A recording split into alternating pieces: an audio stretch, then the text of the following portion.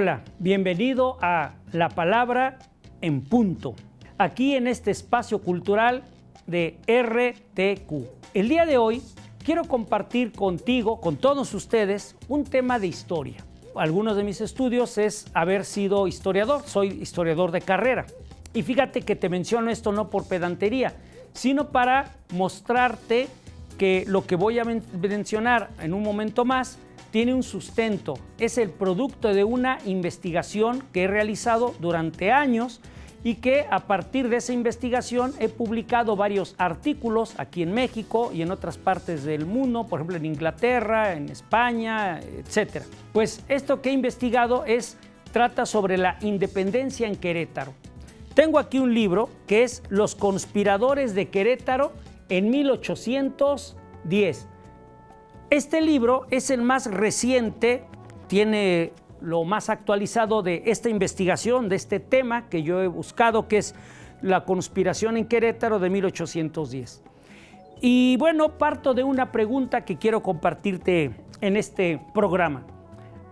Es la siguiente: ¿por qué en Querétaro se reunían los conspiradores de 1810? Toma en consideración que los que eran a nivel nacional como más importantes no eran queretanos. Miguel Hidalgo y Costilla, por ejemplo, venía de Guanajuato. Ignacio Allende venía de Guanajuato. Aldama venía de Guanajuato. Lanzagorta venía de Guanajuato. Es decir, algunos de los más importantes venían de Guanajuato. Si bien es cierto que se reunían aquí, pero también allá en Guanajuato, en algunos lugares que en un momento dado voy a mencionar, la pregunta es, ¿y por qué en Querétaro? Bueno, pues yo tengo algunas hipótesis de por qué. Y estas hipótesis quiero decirte que las he demostrado a través de los años en archivos históricos. Para ello te voy a mencionar primero qué es un archivo histórico y qué importancia tiene en la investigación histórica e historiográfica. Un archivo histórico es un lugar, un repositorio que guarda, que contiene los documentos originales de la historia de una ciudad, de un pueblo, de un estado, de una nación, de todo un país. Por ejemplo, en la Ciudad de México está el AGN, Archivo General de la Nación. Aquí en Querétaro tenemos, igual que en otros estados de la República, un archivo histórico por cada municipio. De tal manera que los 18 municipios que conforman nuestro estado, cada uno cuenta con un archivo histórico. Esté o no esté en función, pero tienen un archivo histórico. Aquí a nivel estatal también tenemos otro archivo que ya no comprende solamente lo del municipio de Querétaro, sino lo de todo el estado de Querétaro. O sea, aquí en la ciudad tenemos dos archivos históricos del estado. Por un lado, el que está en Madero 70, Madero número 70, casi esquina con la calle de Ocampo. Ahí está el archivo histórico. En cambio, el archivo histórico del municipio de Querétaro se encuentra en la parte baja de lo que es el edificio en Centro Sur, donde se atiende las demandas, las necesidades de los usuarios, digamos, de los habitantes de aquí del centro histórico, y que ahí, repito, está el archivo histórico del municipio de Querétaro. Pues la mayoría de los documentos que yo he consultado los he tomado del archivo histórico de Querétaro, Madero 70, y también de otro archivo histórico que, aunque va a parecer que no tiene nada que ver, te vas a dar cuenta que sí. Ese archivo histórico es el de la parroquia de Santiago, que es el archivo histórico más antiguo que tenemos en el estado. Ahí hay documentos originales, incluso de finales del siglo XVI, es decir, de 1582, 1584 hasta la fecha. Para que te des una idea de la importancia del archivo histórico de la parroquia de Santiago, que está en Próspero C. Vega número 4, piensa en el archivo histórico de la parroquia de Santa Ana. ¿Sabes de qué fecha son los documentos más antiguos de la parroquia de Santa Ana? De 1806. 1800, principios del siglo XIX. Imagínate la importancia que tiene entonces el archivo histórico de la parroquia de Santiago, que tiene documentos desde finales del siglo XVI. Ahora, ¿qué documentos podríamos encontrar en este tipo de archivos? Para alguien podría pensar que solamente son de manera eclesiástico, por ejemplo, fe de bautismos, por ejemplo, de entierros, de casamientos. Pues sí, pero eso es muy importante, porque antes no había registro civil. Y entonces, si nosotros queremos saber, por ejemplo, a la vida, dónde nació, con quién se casó, cuándo se murió, de algunos de los personajes de mediados del siglo XIX hacia atrás, es decir, de 1850 más o menos hacia atrás, no tenemos un registro, porque, digamos, oficial por parte del Estado, porque no había registro civil. El registro civil nace con la reforma, ¿no? Con las leyes de reforma, con Benito Juárez. Bueno, pues ahí nace el registro civil. Entonces, ¿dónde podemos consultar documentos, información que sea anterior a esta fecha? En los archivos eclesiásticos, donde también hay información no solamente eclesiástica, también tienen información incluso de la educación, información de aspecto militar, de los censos, etcétera. ¿Por qué? Porque les llegaban documentos, los iban guardando, que tienen que ver con una invasión, por ejemplo, si tomaban la ciudad, vamos a pensar algún destacamento militar, y entonces dirigía algún documento para que se enteraran ahí los de la parroquia, o lo dieran a conocer a las personas, a los feligreses, o los censos. ¿Quién levantaba los censos en la antigüedad? Bueno, no lo levantaba el Estado, sino en la forma como lo tenemos ahorita, sino había por parte sí del gobierno virreinal, pero también en el caso de las iglesias, ellos hacían un censo para saber cuántos habían muerto, cuántos se habían bautizado, cuántos se habían casado, cuántos habían nacido. Pues todo eso al final de cuentas es información valiosa. ¿Para qué? Para construir un discurso histórico y poder responder algunas de las preguntas que nos hacemos como historiadores. Bueno, pues la pregunta, regresando a lo que decía al principio, es ¿por qué en Querétaro se lleva a cabo las reuniones de conspiración? Y van a ser varios puntos. Fíjate, el primero es porque, y que lo he podido demostrar y que está publicado en este libro, pero también ha sido publicado en diversos, repito, artículos y otros libros tanto de universidades como de aquí de gobierno del Estado, como de la Secretaría de Cultura, o de antes, cuando no era Secretaría, que todavía en aquel tiempo se llamaba Instituto de Cultura, ¿no? Aquí en el estado de Querétaro. Y este es el más reciente, este es del año 2022. Fue publicado por la editorial, como se puede ver, es Infinita, y también por parte del Seminario de Cultura Mexicana, Corresponsalía Querétaro, y por parte de la Academia Nacional de Historia y Geografía, filial Querétaro, a los cuales yo pertenezco. Bueno, pues volviendo a la pregunta, ¿por qué se reunían en Querétaro? Primer punto, porque la conspiración en Querétaro no inició en 1810, inició en 1808. Yo, a través de documentos originales que he encontrado en el archivo histórico, he podido demostrar con evidencias, es decir, con documentos que están a la vista, que en Querétaro, desde 1808, ya estaban haciendo conspiración. Algunos de los que después se van a reunir en 1810 ya hasta aparecen ahí. Uno de ellos, el más importante, es el presbítero José María Sánchez, que era el presidente de una academia que ahorita te voy a mencionar en un momento más. Entonces, se reunían desde 1808. Ya desde ahí estaban los conspiradores en Querétaro. Primer punto. Segundo punto, porque aquí en Querétaro era un lugar de fuerte raigambre realista. ¿Qué significa eso? Que Querétaro se ha distinguido a través de la historia por su apego, ya sea al rey o a los que después se les va a llamar los conservadores. Entonces era casi impensable que en un lugar donde era de fuerte presencia tradicional, monárquica, apegados al rey, bueno, pues que aquí hubiera, digamos, una conspiración. Y para ello, ¿dónde se reunían? Bueno, yo he encontrado, hasta ahorita, a la fecha, he encontrado 12 casas, y están publicados los lugares, y ahorita no las menciono, pero 12 casas en las cuales se reunían.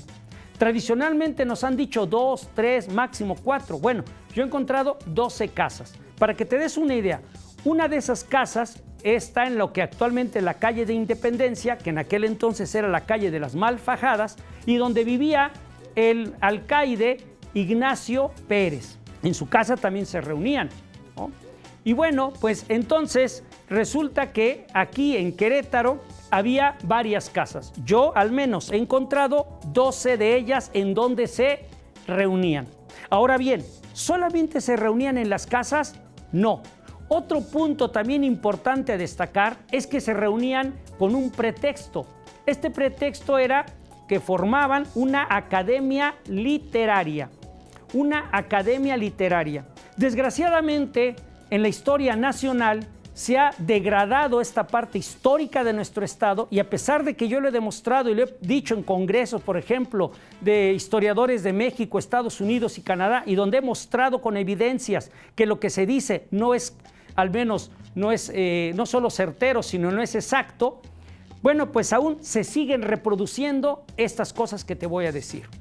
Se nos dice en los libros de texto que aquí en Querétaro había unas tertulias, así les llaman, casi como de manera despectiva, unas tertulias literarias, cuando yo he demostrado que no eran tertulias, era una academia literaria. ¿Qué diferencia hay entre una tertulia y una academia? Bueno, la tertulia es una reunión informal. Por ejemplo, se reúnen en una casa personas a platicar, a tomarse una copa, a bailar, ¿no? De manera informal, no tienen un protocolo, no hay un presidente que dirija ahí la tertulia, sino simplemente llegan los convidados, platican, departen, ¿no? Y bueno, entre ese ambiente de algarabía, pues se reunían y conspiraban. Eso es lo que se nos ha dicho. Pues no fue así. Tenían una academia literaria y esta academia se llamaba los apatistas. Fíjate, apatistas, con A al principio, de apáticos. ¿Qué querían decir con esto, con este nombre de los apatistas?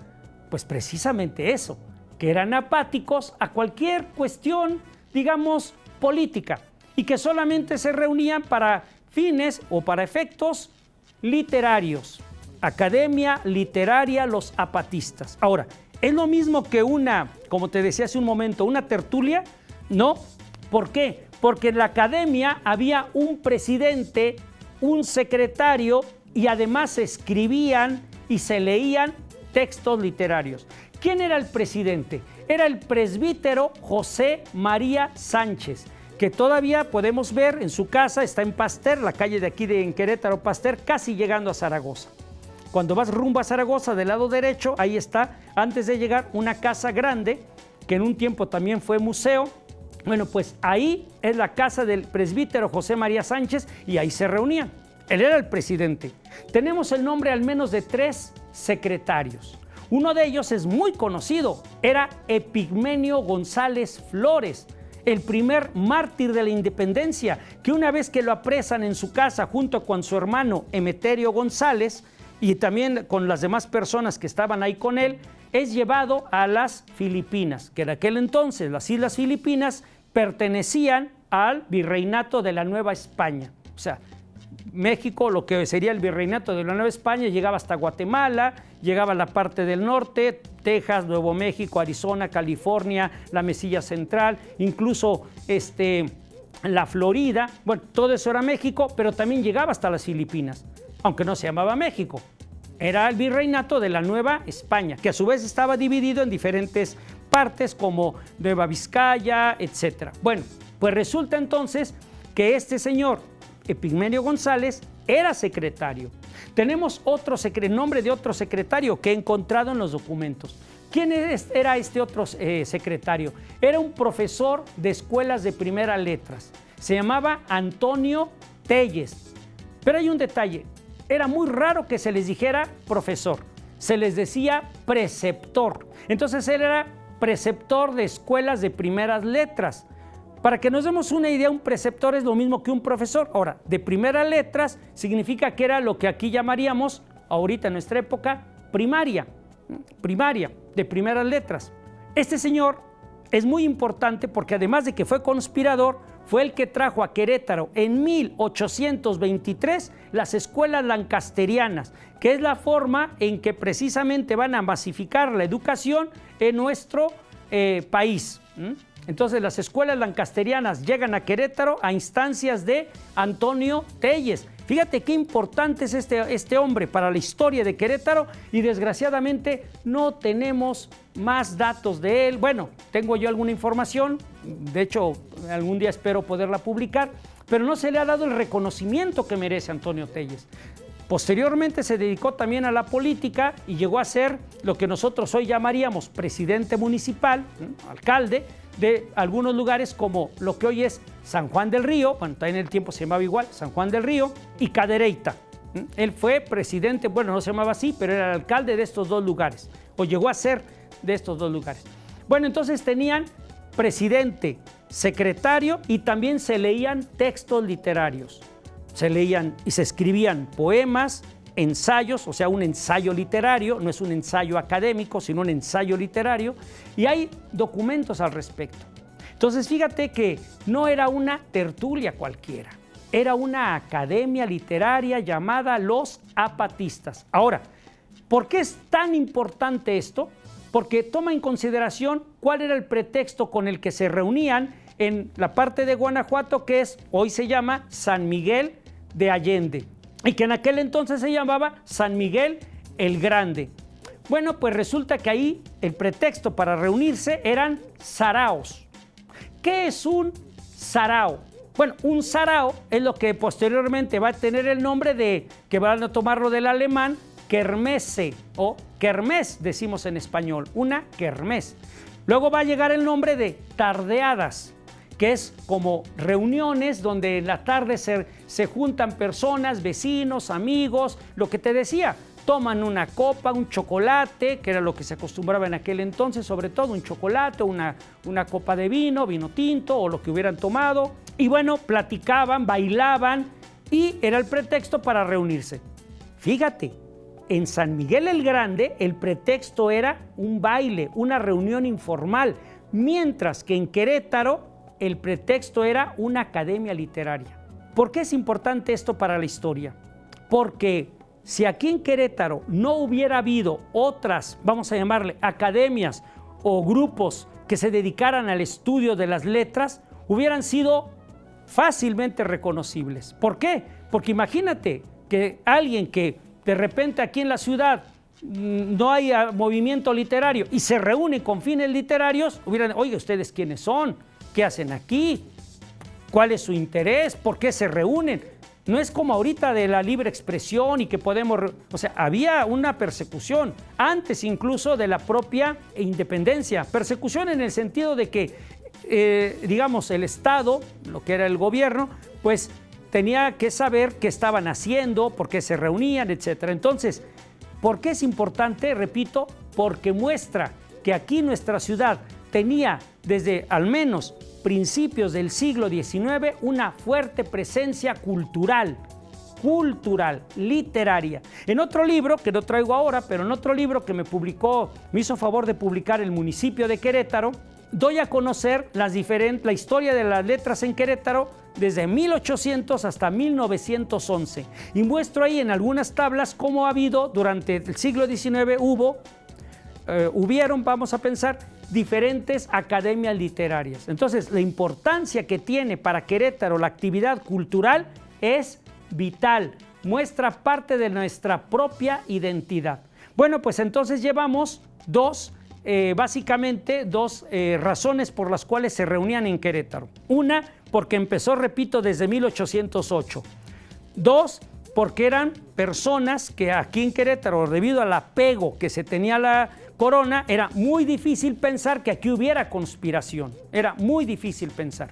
Además, ya te expliqué que donde se reunían, al menos yo he encontrado 12 casas, pero hay, repito, unas más, lo más seguro, pero bueno, al menos yo llevo 12. Y ahora, ¿cuántos se reunían?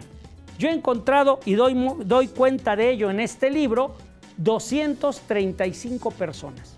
Yo aquí muestro los datos de unos más, de unos menos, porque depende de donde lo he encontrado. 235 queretanos, hombres y mujeres, que se reunían precisamente para conspirar, de los cuales 24 eran mujeres, y aquí doy los datos. Con ello, echo por tierra la idea de que la única mujer conspiradora era Josefa Telles Girón, la que nosotros conocemos como Josefa Ortiz de Domínguez, la corregidora.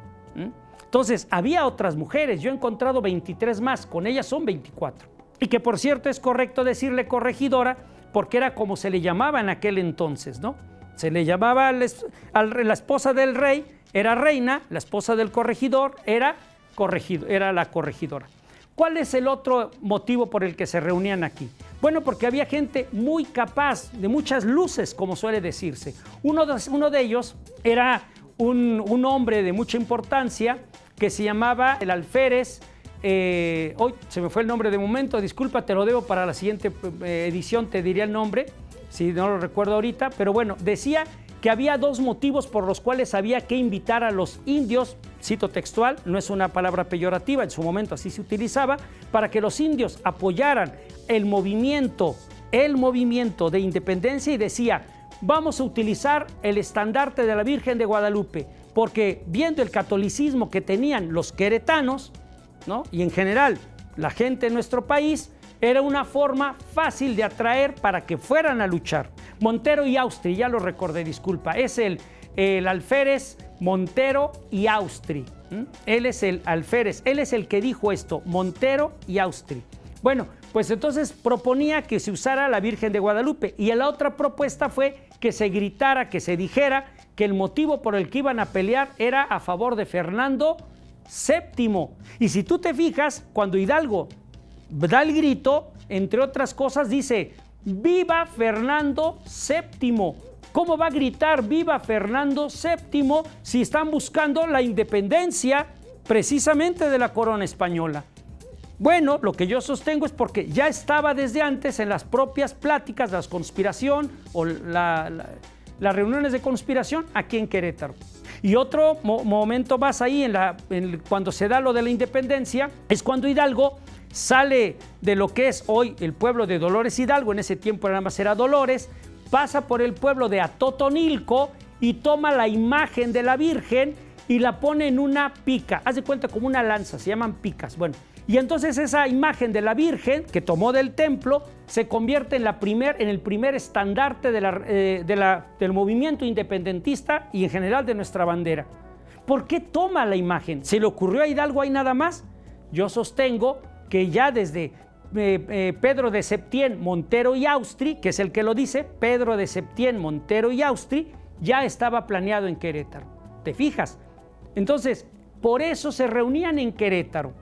Bueno, pues con esto espero que te haya sido de utilidad, sobre todo para que conozcamos más de nuestra ciudad, más de nuestro estado y en particular de la etapa de la independencia en Querétaro. Te invito para que en otros programas más de La Palabra en Punto tratemos temas de historia, de filosofía, de literatura, de etimologías, de diferentes cuestiones culturales. Aquí en RTQ, el espacio donde la cultura no solamente es, digamos, como un eslogan, sino la cultura verdaderamente la tratamos a través de La Palabra en Punto, donde te espero en una siguiente edición. Hasta luego.